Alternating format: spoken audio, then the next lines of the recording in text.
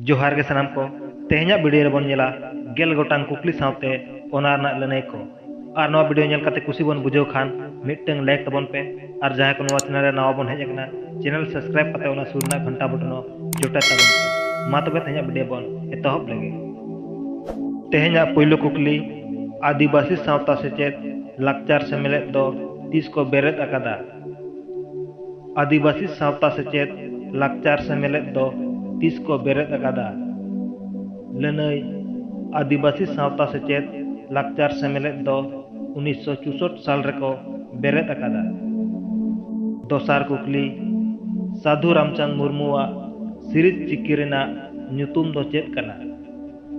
साधु Ramchand मुर्मुआ series चिकी रेना ᱧᱩᱛᱩᱢ दो चेद कना। लनई साधु रामचंद मुर्मुआ सिरिज चिकी रेना ᱧᱩᱛᱩᱢ दो मोज दांधेर अंक। तेसार कुकली ओका मिदुन रे ऑल चिकी दिसम हर समांग रे गुरु गोंके दो सदर लेदा।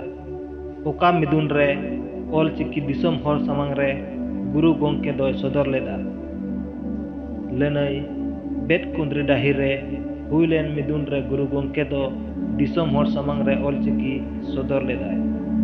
पुना कुकली बई बई ते ताड़ाम में बई बई दो ओका पारसी अड़ांग कना।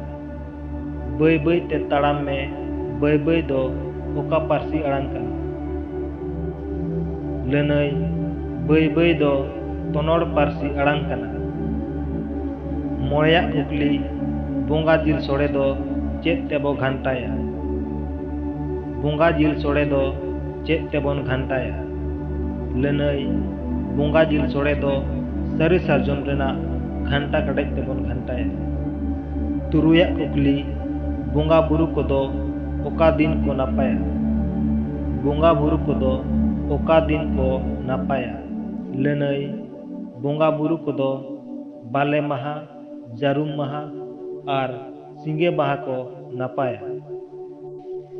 इया रेना कुकली टाटा टिस्को कारगार दो तीन साल रे को बेरेद लेदा। टाटा टिस्को कारगार दो तीन साल रे को बेरेद लेदा। लनई टाटा टिस्को कारगार दो 1907 साल रे को बेरेद लेदा। इरल रेना कुकली 2010 साल रे सिरफा नाम आकाद फिल्म कोरेना ᱧᱩᱛᱩᱢ दो चेद कना। 2010 साल रे सिरफा नाम आकाद फिल्म कोरेना ᱧᱩᱛᱩᱢ दो चेद कना। लनई 2010 साल रे सिरफा नाम आकाद फिल्म कोरेना ᱧᱩᱛᱩᱢ दो बीर मानमी ओहन हिड़िंग केमा टाटा करंडी सिविल सगई आर जलन जीवी। आरे रेना कुकली all India Santali linguistic committee रिन आयुरिज दो अकोये ताहे कना। All India Santali linguistic committee रिन आयुरिज दो अकोये ताहे कना। लनई all India Santali linguistic committee रिन आयुरिज दो नेथोनियल मुर्मुई ताहे कना। गेल रेना कुकली से तेहना मुचेद कुकली राइट टू एडुकेशन एक्ट दो तीन साल रे लागू अकना। राइट टू एडुकेशन एक्ट दो तीन साल रे लागू अकना। लनई राइट टू एडुकेशन एक्ट दो 2009 साल रे लागू अकना।